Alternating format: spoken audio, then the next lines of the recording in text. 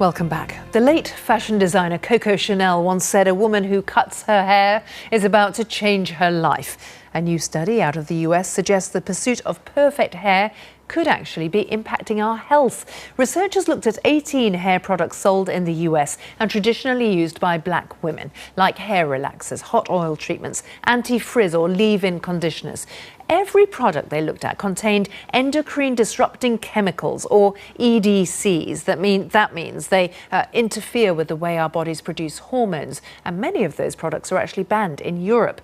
And what's of particular concern is how few of those compounds are listed as product ingredients, and that makes it difficult for users to know exactly what they're putting on their hair and scalp. Well, the study is published in the journal Environmental Research. Tola Okogu is a hair care blogger and author. She's with me. Her children's books explore the relationship between girls and their hair. And joining us from Boston, Massachusetts, is the study author, Dr. Jessica Helm, a scientist at the Silent Spring Institute. Jessica, I'm going to come to you first to talk about the health problems that you found black women tend to have more than other women in the US. There was something that stood out for you here. Yeah, thanks for having me. So we know from previously published research that black women have higher rates of uterine fibroids, of infertility, earlier onset of puberty, as well as rising rates of endometrial and breast cancers. And did you find a link with the kind of chemicals that are in the hair products we talked about? So what we found was that endocrine disrupting chemicals were frequently present in these products. We know that endocrine disrupting chemicals are present in people's bodies, that some of the same chemicals that are in these products are in women's bodies frequently. And we know that they have effects at high doses. Our study wasn't set up to specifically answer the question of whether or not these chemicals were directly influencing health, but the fact that these chemicals are frequently found in these products was of concern to us. Let's pick up that concern with Tola, because I know you not only act as a hair care coach, you're aware of what's on the market now, yes.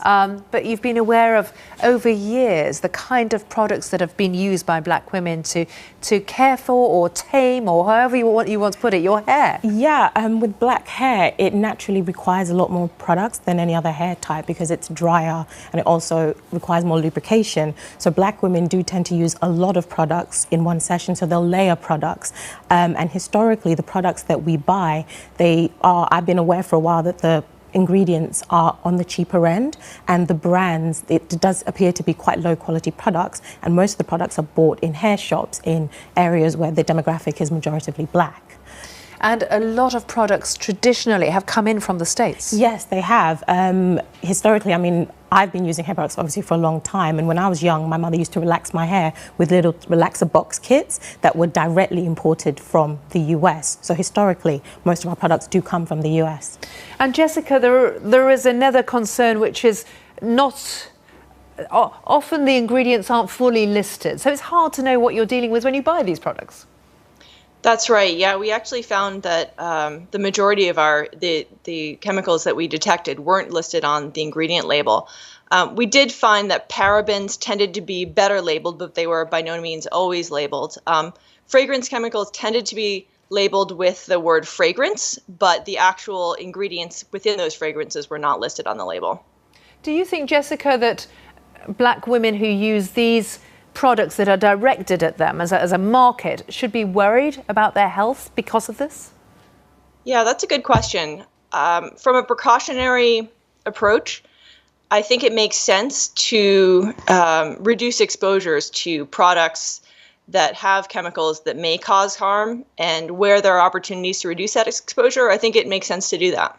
Tola, what do you think about that? I agree completely. A few years ago, when I became more ingredient conscious in terms of the products that I use, and I kind of picked my products looking at the ingredients list, and I've become more familiar with some of the chemical names, I have moved to more organic products, and there are more products in the marketplace, a lot more UK manufacturers, and as the trend has moved towards more natural hair, so have the products. So women are being more conscious about what is in the products they're using on their hair and skin, and they're being more careful and picking products that are either more organic or have less cosmeceuticals and more natural oils, etc.